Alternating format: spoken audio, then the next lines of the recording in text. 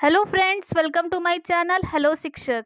आज की यह वीडियो स्किनर के क्रिया प्रसूत अनुबंधन के सिद्धांत पर आधारित है। इस वीडियो में हम बताएंगे कि स्किनर का क्रिया प्रसूत सिद्धांत एग्जाम में कितना ट्रेंडिंग टॉपिक है और इस सिद्धांत को और किस किस नाम से जाना जाता है। और इस चैप्टर को कवर करने के बाद हम लास्ट में कुछ क्वेश्चंस की प्रैक्टिस भी करेंगे, जिससे आपका पूरा रिवीजन हो जाएगा। सबसे पहले आपको काम करना है कि स्किनर क्रिया प्रसूत अनुबंधन सिद्धांत पढ़ना है। तो सबसे पहले अपने नोट्स में हेडिंग डालनी है, स्किनर का क्रिया प्रसूत अनुबंधन सिद्धांत यानी कि आरएस थ्योरी। आपको कम समय में ही पूरा सिद्धांत पिक्चर से रिलेट करते हुए क्लियर कराया जाएगा। तो सबसे पहले आपका है स्किनर का क्रिया प्रसूत अनुबंधन का सिद्धांत। तो सबसे फर्स्ट क्वेश्चन आपका यहीं से बन जाता है एग्जाम में कि पूछ लिया जाता है कि क्रिया प्रसूत अनुबंधन का सिद्धांत किसका है या किस मनोवैज्ञानिक ने दिया है। तो आपको दिख रहा होगा जो हमारे मनोवैज्ञानिक हैं वो स्किनर हैं। तो अगर आपसे प्रश्न बने क्रिया प्रसूत से तो याद रखिएगा क्रिया प्रसूत के जो प्रतिपादक हैं यानी कि जो जन्मदाता है सिद्धांत के, वो हमारे स्किनर हैं। यहाँ बच्चों के मन में बात आती होगी कि क्रिया प्रसूत का मतलब क्या है, मीनिंग क्या है, इसे क्रिया प्रसूत क्यों कहते हैं। तो आपको बता दें, आपको आंसर कहीं किताब में नहीं मिलेगा। क्रिया प्रसूत का अर्थ होता है या मीनिंग होती है कि मानव एवं जानवरों की ऐच्छिक क्रियाएं, जैसे हम हैं, आप हैं, अपनी रोजाना की दिनचर्या जो चीज़ें करते हैं, ऐसी चीज़ें हमें जो रोज करते हैं उसी को हम क्रिया प्रसूत अनुबंधन सिद्धांत कहते हैं। मानव हो या जंतु हो, जो भी कार्य करता है, जैसे हम अपनी इच्छा से करते हैं, बार बार करते हैं, और इच्छा से किया हुआ कार्य ही हमारा क्रिया प्रसूत कहलाता है। तो यहाँ पे आपको अर्थ समझ में आ गया होगा क्रिया प्रसूत का। तो चलिए अपना पॉइंट लिखिएगा फर्स्ट कि इस सिद्धांत का प्रतिपादन अमेरिका के हार्वर्ड विश्वविद्यालय के प्रोफेसर बी.एफ. स्किनर द्वारा 1938 में किया गया था। तो अंडरलाइन करके लिखिएगा कि अगर पूछा जाए कि स्किनर मनोवैज्ञानिक किस कंट्री से रिलेट करते थे या कहाँ के रहने वाले थे या कहाँ के मनोवैज्ञानिक थे, तो ये अमेरिका के रहने वाले थे। इससे पहले हमने थॉर्नडाइक को पढ़ा था, तो थॉर्नडाइक भी अमेरिका के रहने वाले थे, अमेरिका के मनोवैज्ञानिक थे। तो बी.एफ. स्किनर भी अमेरिका के ही मनोवैज्ञानिक थे। कौन से विश्वविद्यालय ने इन्होंने सिद्धांत दिया था? तो हार्वर्ड विश्वविद्यालय में। किस ईयर दिया था? तो 1938 में। तो आपके एक ही पॉइंट से आपके 3 क्वेश्चन क्लियर हो गए। नेक्स्ट पॉइंट नोट करिएगा कि यह सिद्धांत थॉर्नडाइक के द्वारा प्रतिपादित प्रभाव के नियम पर आधारित है। तो यहाँ पे क्वेश्चन क्या बनेगा, पूछ सकता है कि स्किनर का क्रिया प्रसूत सिद्धांत किस पे आधार है या किसके समकालीन है या किस पे आधारित है। तो यहाँ पे आपको बता दें कि यह सिद्धांत और थॉर्नडाइक का प्रभाव का नियम था। 3 नियम थे हमारे मुख्य नियम में, एक हमारा अभ्यास का नियम था, सेकेंड तत्परता का था और तीसरा प्रभाव का था। तो प्रभाव के नियम पे ये आधारित है, उसके समकालीन है। तो यहाँ से भी आपका बहुत इंपॉर्टेंट क्वेश्चन बनता है। बच्चे कंफ्यूज हो जाते हैं कि यहाँ पे थॉर्नडाइक और स्किनर का क्या कनेक्शन है। तो यहाँ बता दें कि जो क्रिया प्रसूत का सिद्धांत है वो प्रभाव के नियम जो थॉर्नडाइक ने अपने मुख्य नियम में दिया है उसी पर आधारित है, उसी को बेस माना जाता है। तो यहाँ पे आपका एक पॉइंट और क्लियर हो गया। नेक्स्ट अपना आगे देखेंगे। यहाँ पे आपका हेडिंग डालना है कि स्किनर का क्रिया प्रसूत अनुबंधन के सिद्धांत के अन्य नाम क्या है, किस किस नाम से जाना जाता है। तो यहाँ पे आपसे क्रिया प्रसूत ना पूछ के कभी कभी पूछ लिया जाता है सक्रिय अनुबंधन का सिद्धांत किसने दिया है या अभिक्रमित सिद्धांत किसने दिया है। तो पूरा हम नाम जितने भी उसके हमारे क्रिया प्रसूत के नाम है सबको नोट करते पॉइंट टू पॉइंट जाइएगा। सबसे पहले लिखेंगे आरएस थ्योरी। आरएस थ्योरी से पहले हमने थॉर्नडाइक में एसआर थ्योरी पढ़ा था। ये तो स्किनर ने थॉर्नडाइक के जस्ट ऑपोजिट कहा। उन्होंने कहा हमारे लिए पहले एस इंपॉर्टेंट नहीं है, पहले हमारे लिए इंपॉर्टेंट आर है। आर का अर्थ है रेनफोर्समेंट यानी कि हमारा पुनर्बलन। पुनर्बलन क्या है इसको आगे हम डिटेल में पढ़ेंगे। तो सेकेंड नेम आ जाता है आपका कार्यात्मक प्रतिबद्धता का सिद्धांत। और नेक्स्ट है आपका सक्रिय अनुबंधन का सिद्धांत। सबसे ज़्यादा आपका जो क्वेश्चन बनता है वो सक्रिय अनुबंधन से बनता है या फिर आपका क्रिया प्रसूत से बनता है कि पूछ लिया जाता है किस मनोवैज्ञानिक ने दिया है। फोर्थ है आपका अभिक्रमित अनुदेशन सिद्धांत और आपका लास्ट है नैमित्तिक अनुबंधन का सिद्धांत। तो यहाँ पे आपके जो 4 इंपॉर्टेंट नाम याद रखने हैं, तो आरएस थ्योरी तो आपको याद ही रखना है। एसआर पूछ लिया जाएगा तो थॉर्नडाइक बताइएगा, आरएस पूछ लिया जाए तो आपको स्किनर बताना है। उसके बाद आपको सक्रिय अनुबंधन का सिद्धांत याद रखना है और आपको जो लास्ट नाम याद रखना है वो नैमित्तिक अनुबंधन का सिद्धांत है। क्या होता है कि एग्जाम में अन्य नाम से पूछ लिया जाता है और हमने स्किनर को डिटेल में पढ़ा है लेकिन उसके अन्य नाम नहीं पढ़े और हमें आता हुआ भी क्वेश्चन हमारा गलत हो जाता है क्योंकि उसको हम रिलेट नहीं कर पाते। तो यहाँ पे आपको हर पॉइंट को देखते हुए चलना है, हर पॉइंट को नोट करते हुए चलना है, क्योंकि एग्जाम के हमारे लिए हर एक पॉइंट इम्पॉर्टेंट है। नेक्स्ट आप टॉपिक अब डालेंगे कि बीएफ स्किनर का सिद्धांत क्या है, उनके सिद्धांत में क्या कहा गया है, कैसे इन्होंने प्रयोग किया है। तो बीएफ स्किनर के सिद्धांत को क्रिया प्रसूत का नियम कहते हैं, जैसा कि अभी हमने सक्रिय अनुबंधन का सिद्धांत भी कहते हैं। तो याद रखिएगा बीएफ स्किनर का सिद्धांत क्या है, क्रिया प्रसूत का सिद्धांत है। स्किनर ने किस पे प्रयोग किया, तो स्किनर ने चूहे पे भी प्रयोग किया है। और आपको बता दें कि स्किनर ने कबूतर भी प्रयोग किया है। लेकिन आप कहेंगे कि यहाँ पे चूहे का ही क्यों कहा जाता है, स्किनर का कबूतर का क्यों यूज़ नहीं होता है। तो उन्होंने सेम प्रयोग किया था लेकिन जो मान्यता मिली थी वो हमारे चूहे को मिली थी। सबसे ज़्यादा जो प्रयोग माना जाता है वो चूहे पर पाया जाता है। आपको जहाँ भी आप टॉपिक पढ़ेंगे वहाँ पे सिद्धांत में आपको चूहे का ही प्रयोग पूछा जाता है। इसलिए आपको दोनों चीज़ें याद रखनी है, क्योंकि एग्जाम में आपसे कबूतर भी पूछ सकता है और चूहा भी पूछ सकता है। तो आपका प्रयोग जो है वो हम डिटेल में भी बता देंगे, लेकिन आपको जो प्रयोग किया था वो चूहे पे किया था। सर्वाधिक आपकी मान्यता जो है वो चूहे को है, उसके बाद आपका कबूतर पे प्रयोग किया है। और क्रिया प्रसूत अनुबंधन का सिद्धांत को क्या कहते हैं, आर टाइप थ्योरी कहते हैं। क्यों कहते हैं, अभी हमने बताया कि आपका जो आरएस थ्योरी था वो स्किनर ने दिया था। यानी कि उन्होंने कहा था हमारा जो आरएस है वो पहले हमारा रेनफोर्समेंट यानी कि पुनर्बलन है, उसके बाद स्टिमुलस है। थॉर्नडाइक ने कहा था पहले स्टिमुलस है हमारा, उसके बाद हमारा अनुक्रिया यानी कि हमारा रिस्पॉन्स है। तो यहाँ पे याद रखिएगा, अगर पूछा जाए आपसे कि आर टाइप थ्योरी किसने दिया है, तो याद रखिएगा कि आर टाइप थ्योरी जो है हमारा वो स्किनर ने दिया है। उसके बाद चलते हैं इनके प्रयोग पे। क्रिया प्रसूत क्या है, अभी हमने बताया कि किसी भी व्यक्ति के, प्राणी में या फिर जानवर के व्यवहार में जो इच्छा होती है उसी पर निर्भर करता है। जो ऐच्छिक रोजाना कार्य किया जाता है उसे ही कहते हैं हम क्रिया प्रसूत। इन्होंने, स्किनर ने क्या किया था कि एक भूखे चूहे को एक बॉक्स में बंद कर दिया था।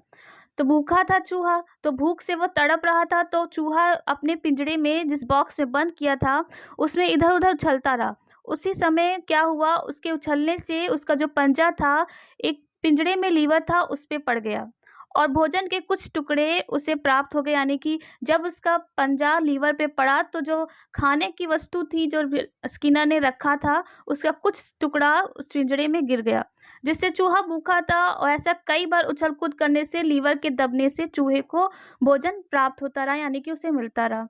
इस प्रकार बार बार भोजन मिलने से चूहा लीवर को दबाकर भोजन प्राप्त कर ले और कला को सीख गया। उसको पता चल गया कि जब भी मैं लीवर दबाऊंगा तो मुझे खाना मिल जाएगा, और उसकी भूख मिट जाती थी। जब उसको पता चल गया कि हमारा भोजन इस तरह से मिलेगा लीवर को दबाने से, तो उसने लीवर को दबाना सीख लिया। तो कहा जाता है कि जब भोजन होता है वो चूहे के लिए पुनर्बलन होता है, यानी वो भोजन के लिए ही कोशिश किया था। उसको जो रिइंफोर्समेंट मिली थी, जो ताकत मिली थी, जो उसको चीज़ों को करने के लिए मोटिवेट कर रहा था, वो क्या था, भोजन था, क्योंकि उसको भूख मिटानी। तो यहाँ पे पुनर्बलन यानी कि हमारा आर क्या है, भोजन है, और भूख उसके लिए क्या थी, प्रेरणा थी।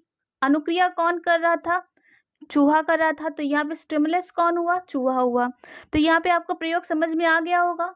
यहाँ पे बस एक बॉक्स था, उसमें चूहा था, चूहे को भूख लगी थी तो वो इधर उधर उछल रहा था। उछलने से उसका जो पैर था या पंजा था वो लीवर पे पड़ गया। लीवर पे पड़ने से उसके सामने भोजन आके गिर गया।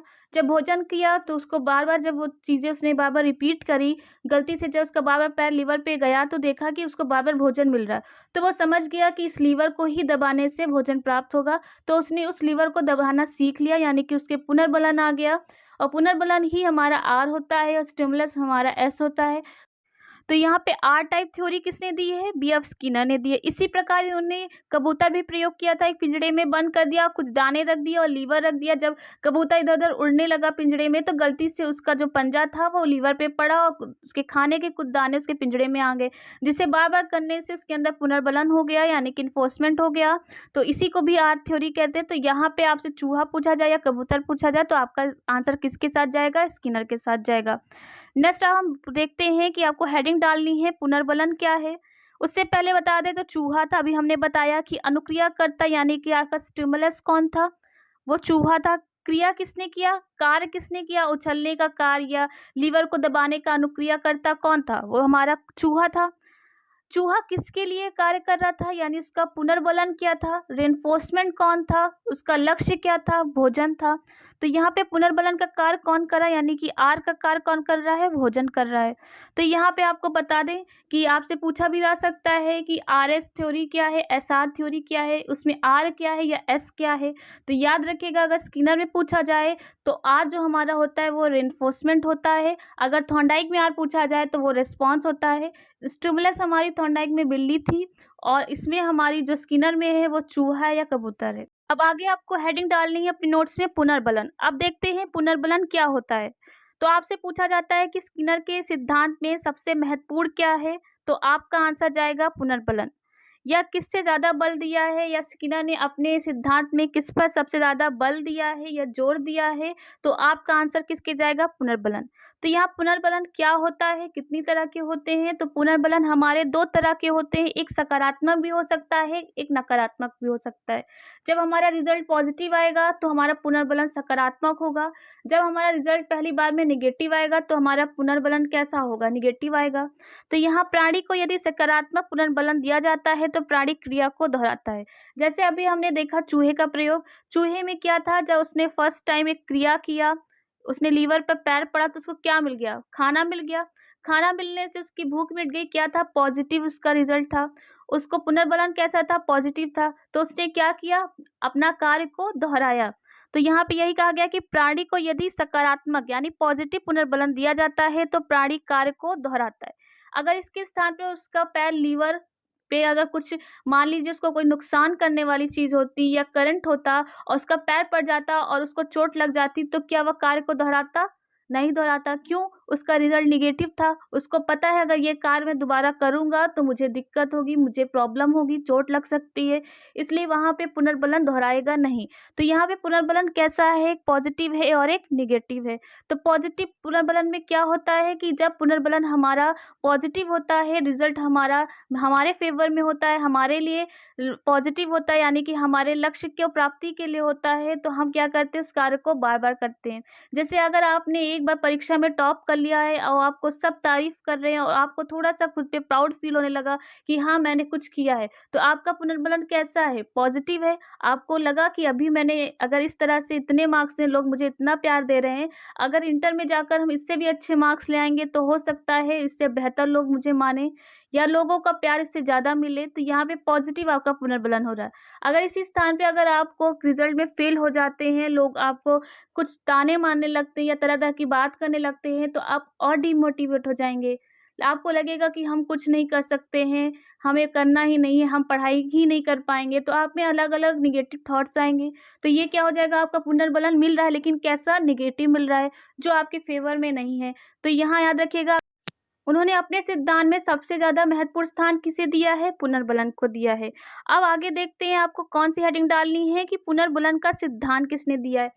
यहाँ पे बच्चे कंफ्यूज हो जाते हैं कि पुनर्बलन का यूज तो स्किनर ने किया था, लेकिन एग्जाम में जब सिद्धांत पूछा जाता है तो आंसर काल हल क्यों लगाते हैं, सीएल हल क्यों लगाते हैं। तो आपको बताते हैं कि दोनों में फर्क होता है। अगर आपसे पूछा जाए कि पुनर्बलन का सिद्धांत किसने दिया है, यहाँ पे सिद्धांत की बात की जाए तो आपको आंसर लगाना है सीएल हल ने दिया है। लेकिन अपने सिद्धांत में प्रयोग किसने किया है, तो स्किनर ने किया है। लेकिन पुनर्बलन शब्द का जो प्रयोग है, जो सिद्धांत दिया है, वो किसने दिया है, वो सीएल हल ने दिया है। तो दोनों चीजों में अंतर समझ गए आप कि स्किनर ने पुनर्बलन का क्या किया है, प्रयोग किया है, अपने सिद्धांत में बल दिया है, आर टाइप थ्योरी दी है, लेकिन पुनर्बलन का सिद्धांत किसने दिया है, सीएल हल का। तो यहाँ से आपके 2 पॉइंट क्लियर हो गए। लेकिन आपको प्रशिक्षित करने का कार्य किसने किया है, स्किनर ने किया है, क्योंकि स्किनर ने ही मेन जो उसका अर्थ है, उसका प्रयोग है, उन्होंने अपने सिद्धांत में करके दिखाया। और जो सिद्धांत दिया था वो पुनर्बलन का, वो सीएल हल ने दिया था। तो यहाँ पे आपको बता दें कि स्किनर ने चूहे और कबूतरों पर प्रयोग किया है।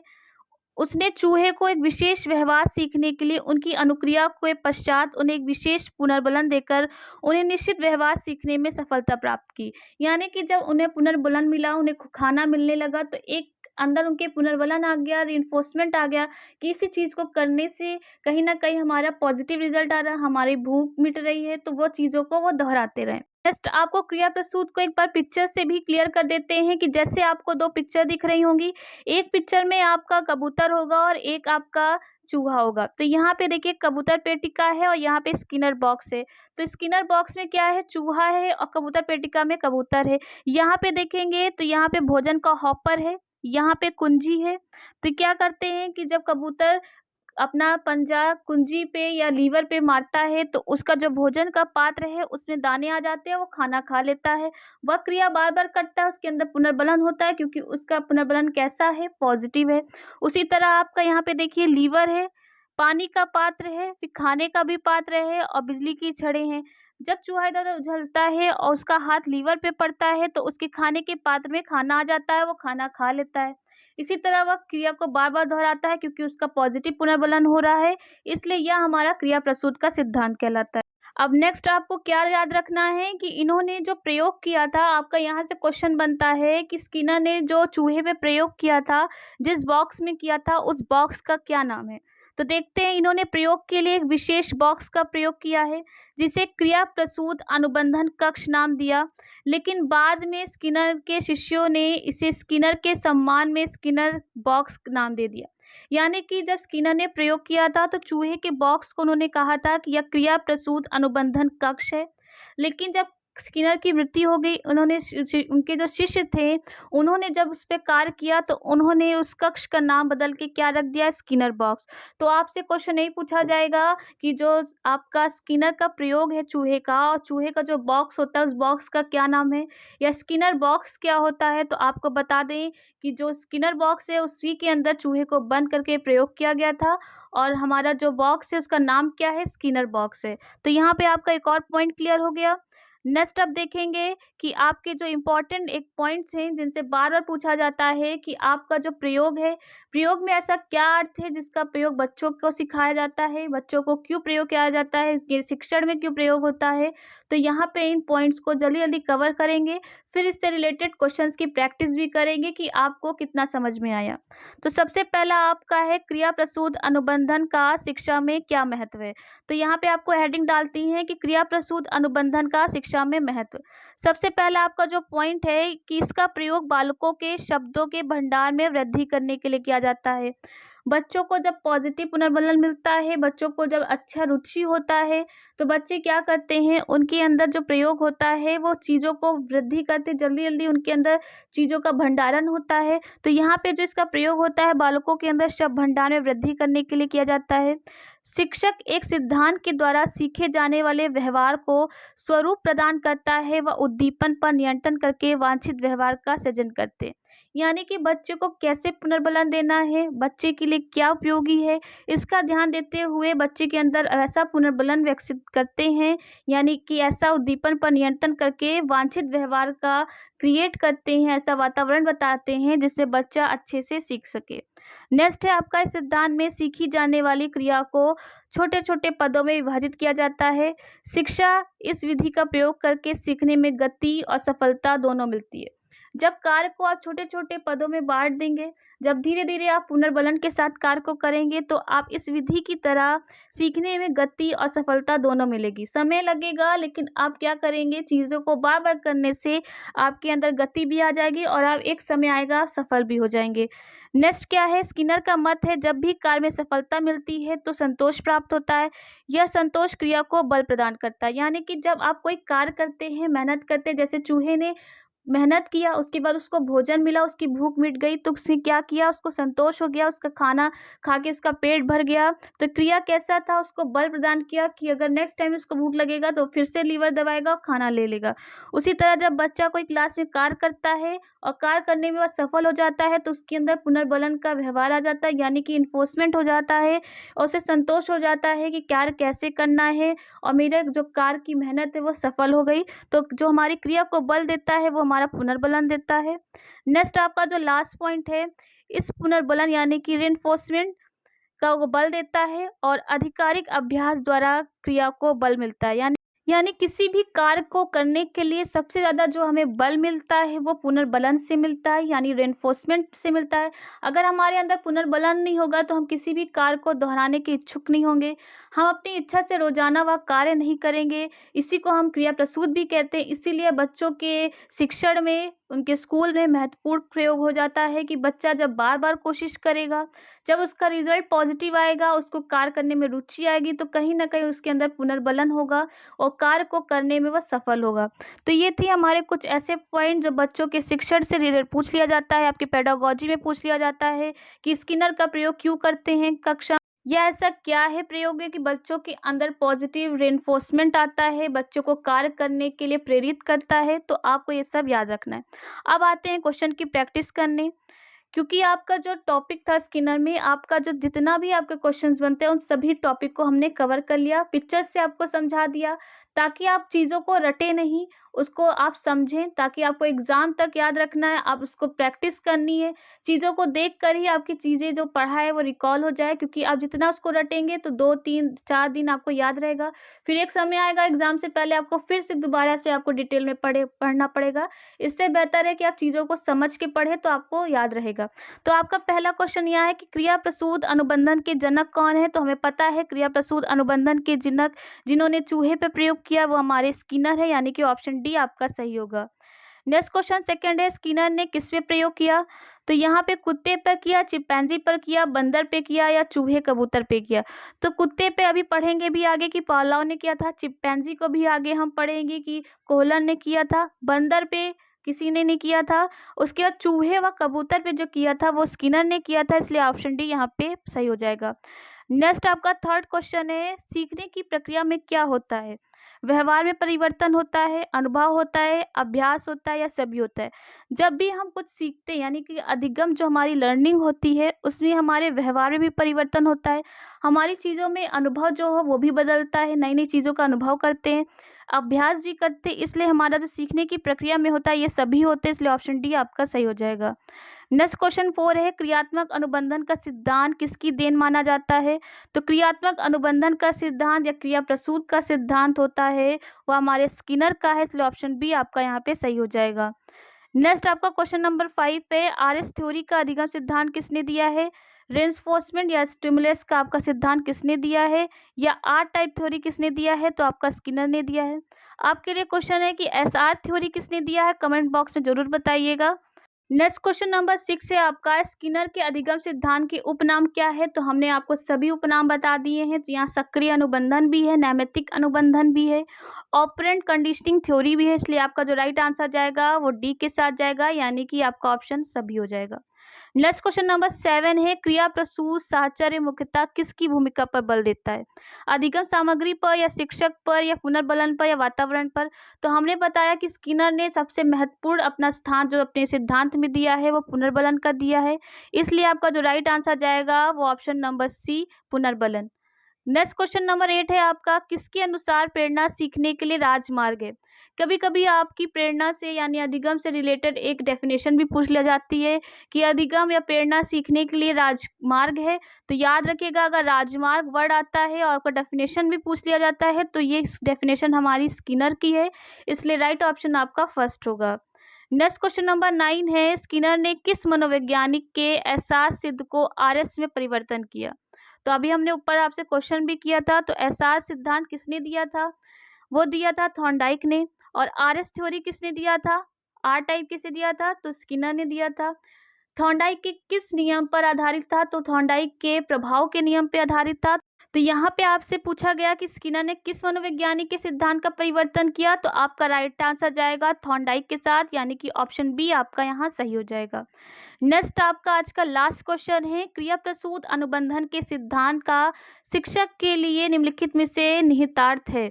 विद्यार्थी को पर्याप्त अभ्यास करवाना चाहिए, या उचित व्यवहार का पुनर्बलन किया जाना चाहिए, या प्रवृत्ति को रोचक बनाना चाहिए, या विधि को बार बार प्रयत्न करना चाहिए? तो यहाँ बता दें कि किसी भी कार्य को करने के लिए शिक्षकों को एक ऐसा वातावरण बनाना चाहिए, ऐसी बच्चे के अंदर रुचि पैदा करनी चाहिए जो उसके अंदर पुनर्बलन का कार्य करे। तो यहाँ पे जो आपका राइट आंसर जाएगा कि उचित व्यवहार का पुनर्बलन किया जाए, तो आपका आंसर बी राइट हो जाएगा। तो ये था आपका स्किनर का सिद्धांत। ऐसे ही आपकी अधिगम के सारे सिद्धांत को हम पिक्चर के साथ, थ्योरी के साथ रिलेट करके आपके नोट्स बनवा देंगे, आपका पूरा टॉपिक कवर कर देंगे। कोई भी शिक्षक एग्ज़ाम हो, चाहे वो सुपर टेट हो, सीटेट हो, यूपी टेट हो, आप सभी के लिए आपके तैयारी पूरी हो जाएगी, क्योंकि ये टॉपिक ऐसे हैं जो सभी शिक्षक भर्ती के लिए इम्पॉर्टेंट है। ऐसे ही अपनी तैयारी करते रहिए। अगर आपको ये वीडियो अच्छा लगा हो तो लाइक, कमेंट, शेयर ज़रूर करिएगा। आज के लिए आपको थैंक यू।